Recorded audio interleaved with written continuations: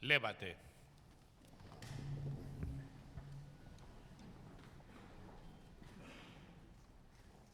Conceditisne ut Francisco José Chinesta Soria honoris causa munia doctoris induatur.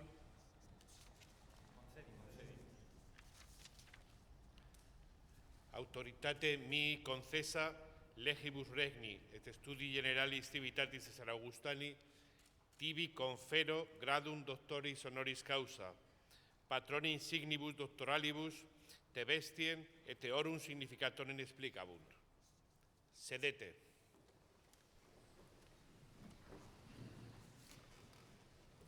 Profesor don Francisco José Chinesta Soria.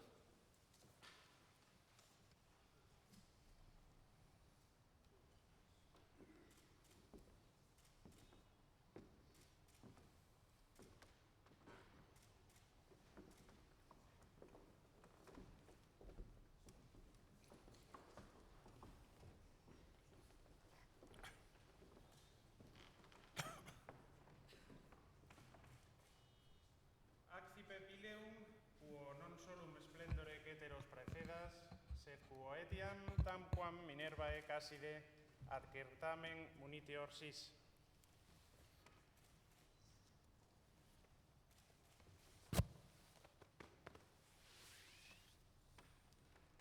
En libron apertum uscientiarum arcana recebes. En clausum uteadem protoporteat intimo pecto de custodias. Do tibi facultatem legendi, intelligendi et interpretandi.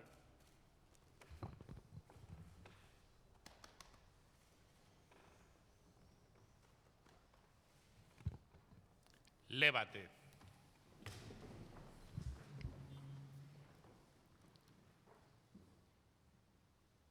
Lege promisum novo doctori.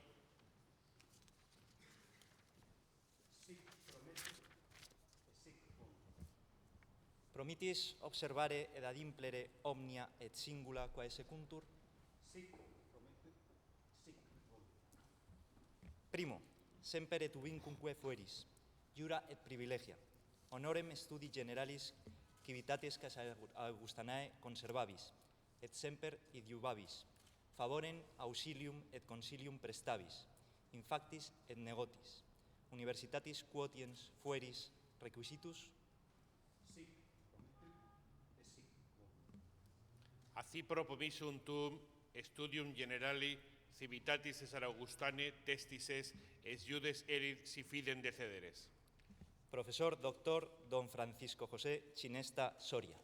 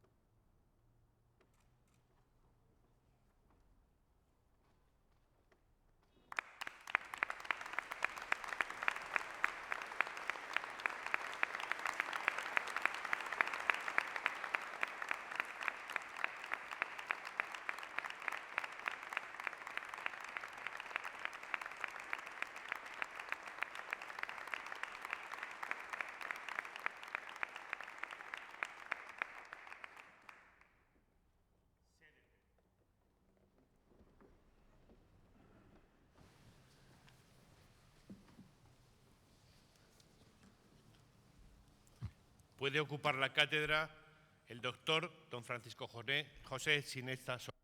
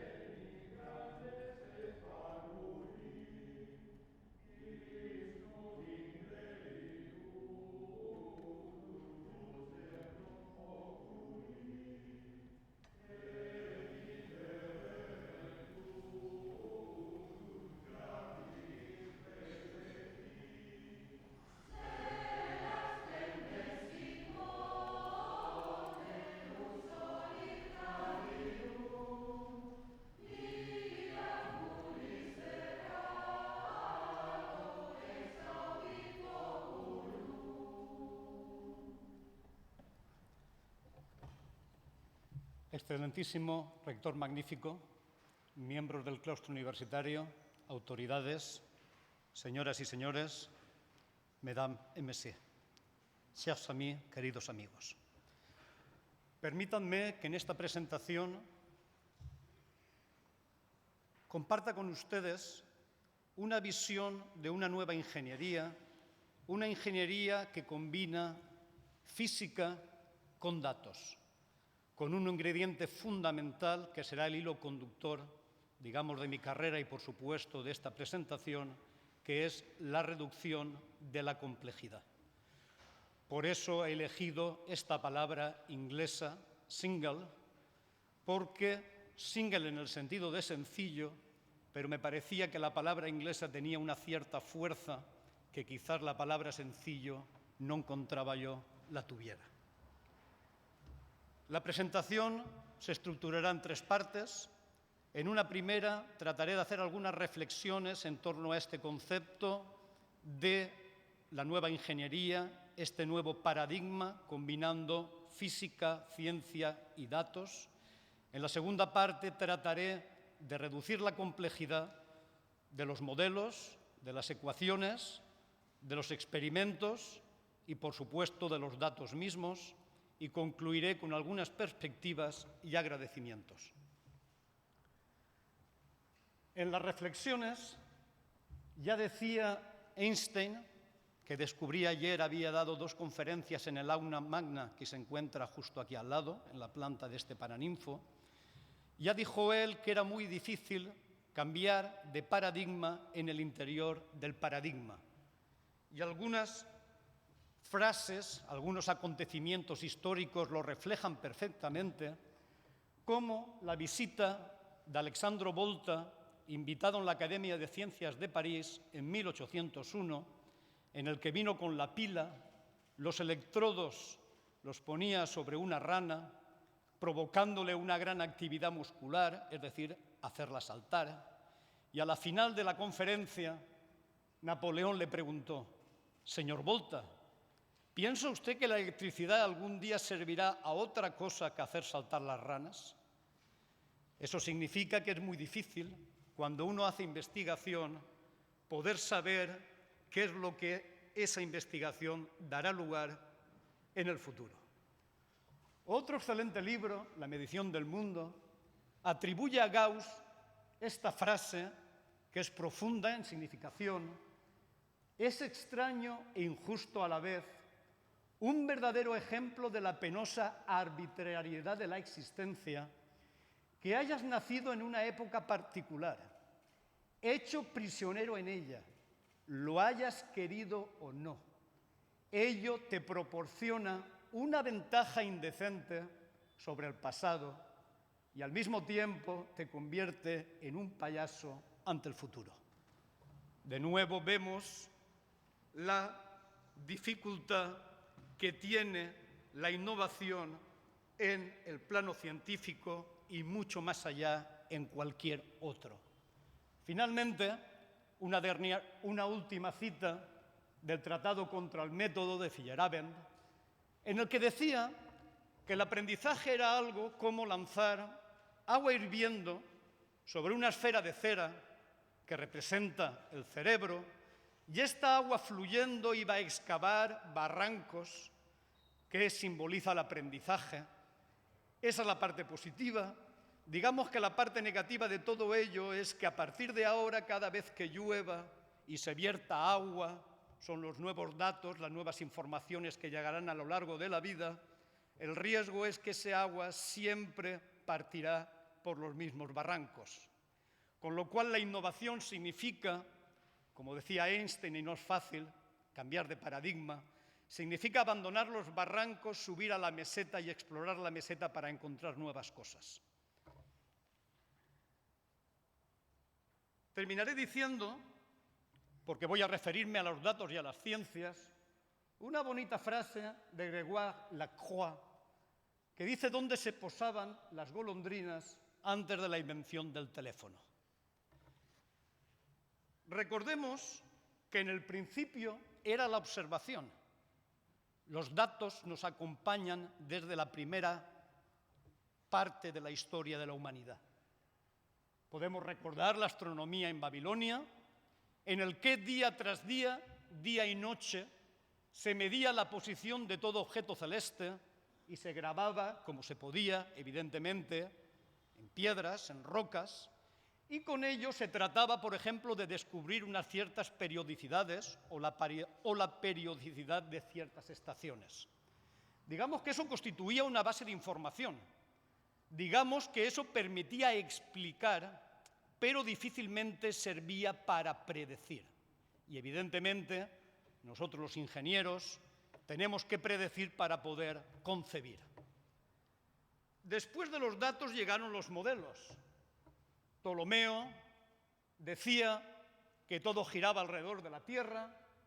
Copérnico dijo que no era el caso, que todo giraba alrededor del Sol. Y luego Einstein dijo que como no había sistema de referencia absoluto, las dos concepciones eran correctas y eran equivalentes.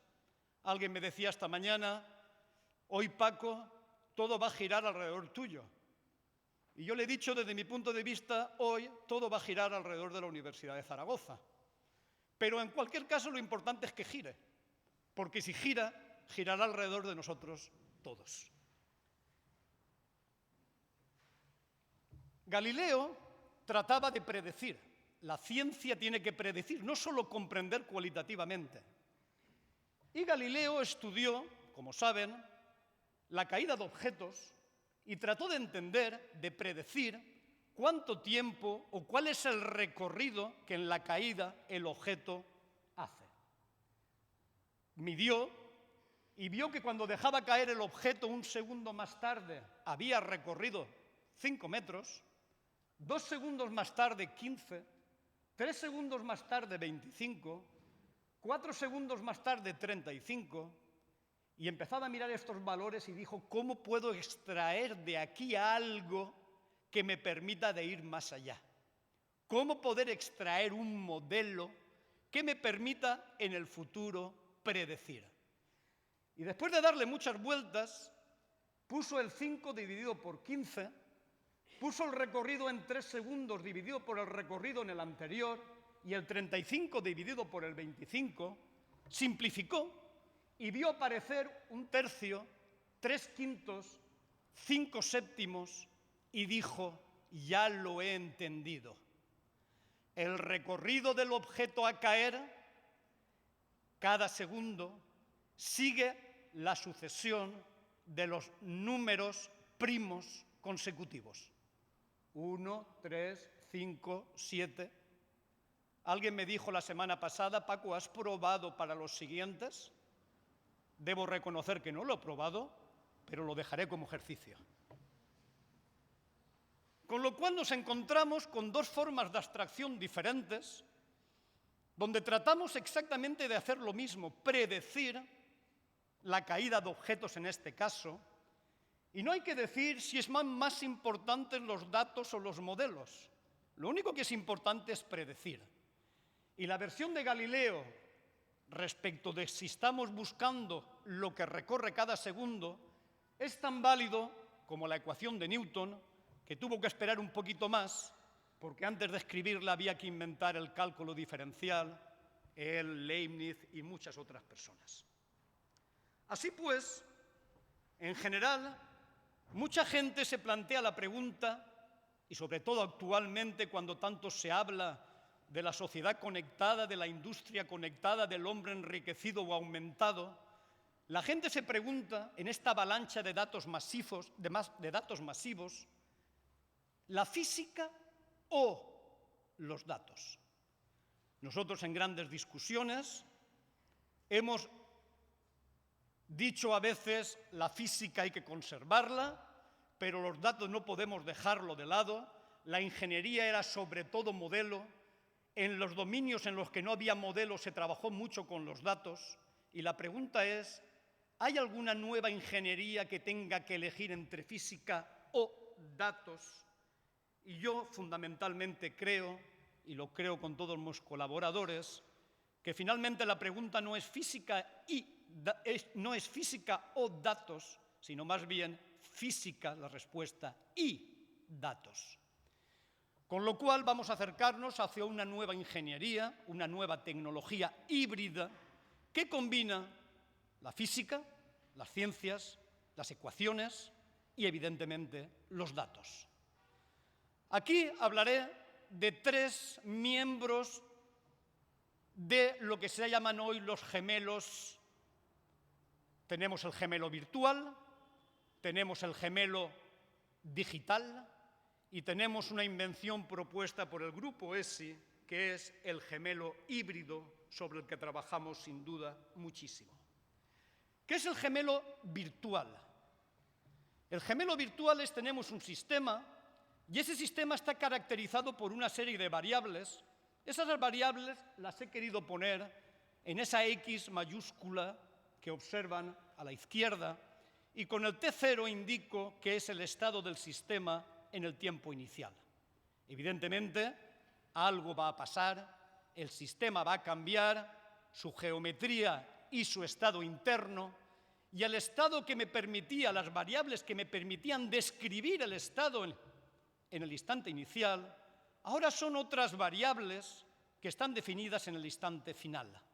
Y evidentemente, si ha cambiado, significa que el estado final es diferente del estado inicial y eso me permite hablar de la tasa de cambio o de la velocidad de cambio del estado de mi sistema.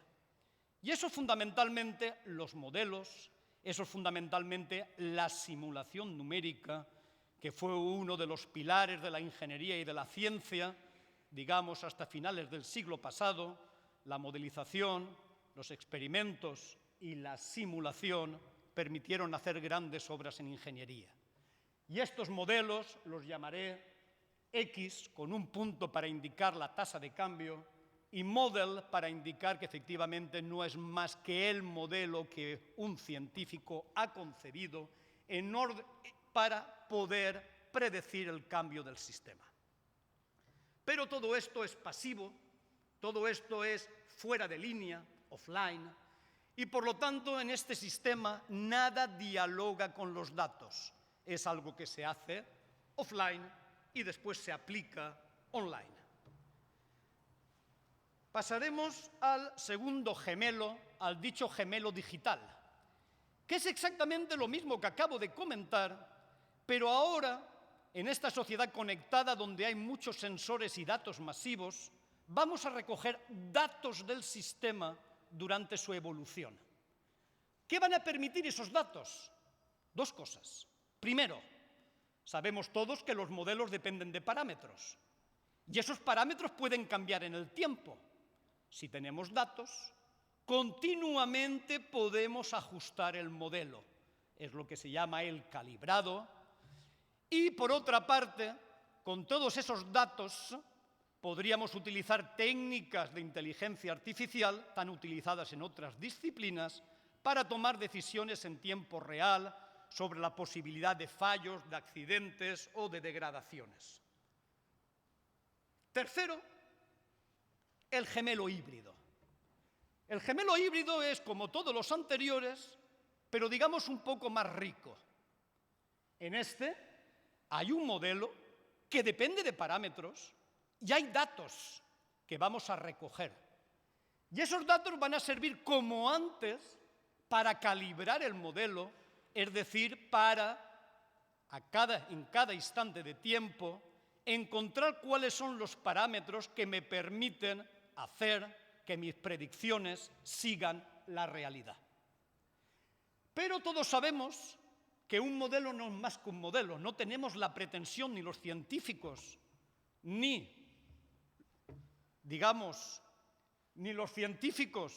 los ingenieros, tenemos la pretensión de, con un simple modelo, ser capaces de describir exactamente la realidad. El modelo es una obra humana y no podemos pedirle más que lo que es lícito pedir a una obra humana. Con lo cual hay que asumir que entre la predicción que haremos con el mejor de nuestros modelos y las medidas que vamos a obtener en el sistema, puede haber una diferencia. Y si hay que ponerle un nombre a esa diferencia, a mí me gustaría llamarla ignorancia.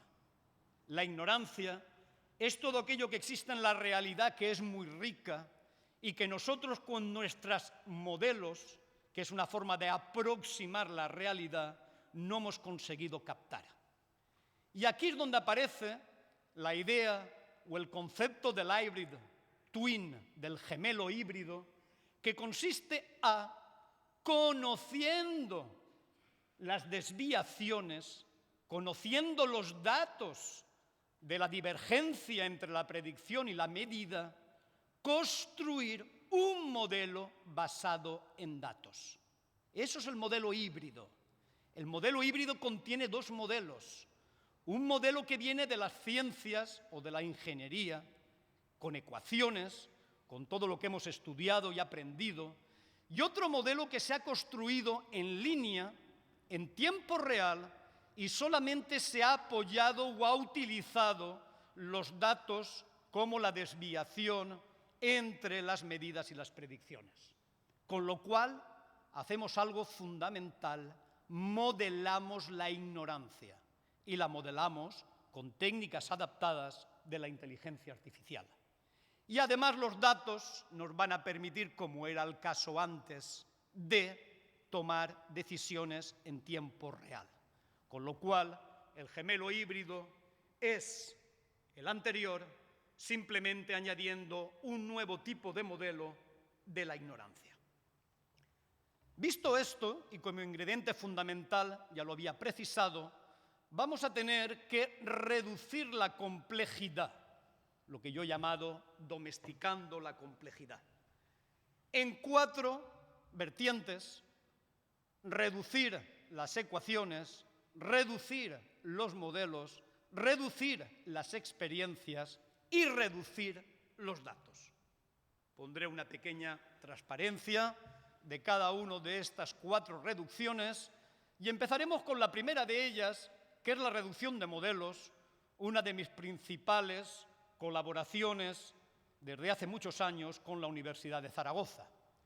Hemos dicho antes que un sistema está determinado por las variables que lo caracterizan en cualquier instante de tiempo t y que hemos metido en eso que llamamos un vector de estado x en el tiempo t.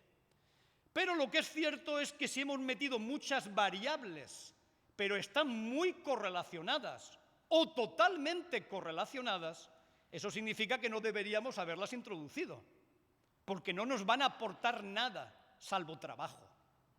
Con lo cual, un estado desprovisto de correlaciones es lo que se llama un estado reducido, que como contiene muchas menos variables nos va a permitir ir mucho más rápido, y es lo que hemos simbolizado por X minúscula en lugar de X mayúscula. Y como en ocasiones reducimos muchísimo, en lugar de necesitar un ordenador para resolver un complejo problema, necesitamos solamente un smartphone y somos capaces de hacerlo en tiempo real. Otra técnica, la PYD, que el profesor Cueto ha comentado, está basada en algo que hemos nosotros llamado abacos virtuales, que es un ábaco. La vieja generación de la ingeniería utilizaba los ábacos como soluciones para cualquier elección de los parámetros. Los elementos finitos, desgraciadamente, reemplazaron todos esos ábacos y nosotros hemos encontrado que lo que hay que hacer es seguir construyendo ábacos, pero con las técnicas modernas. Vamos a utilizando toda la capacidad computacional, vamos a tratar de calcular y de producir nuevos ábacos que en lugar de poner en un pergamino, introduciremos en un programa de ordenador o en cualquier tipo de plataforma computacional.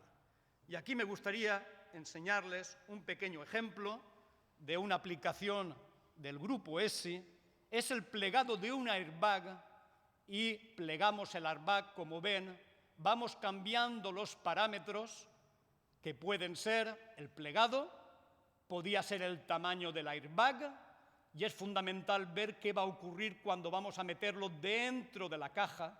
Pueden ver cómo estamos construyendo soluciones paramétricas para cualquier tamaño y van a ver seguidamente cómo podría ver qué va a ocurrir si estoy cambiando el tamaño de la caja donde voy a ponerlo, tanto la longitud como el ancho. Esto sería una aplicación de lo que es un modelo paramétrico que hemos calculado una vez offline y después podemos aplicar en múltiples ocasiones en tiempo real para el diseño. Segundo tipo de reducción. Reduzcamos también los modelos. ¿Qué es un modelo? Un modelo, como decía yo, es una aplicación que nos permite relacionar entradas con salidas. En mecánica de sólidos, en general, las entradas son las fuerzas que aplicamos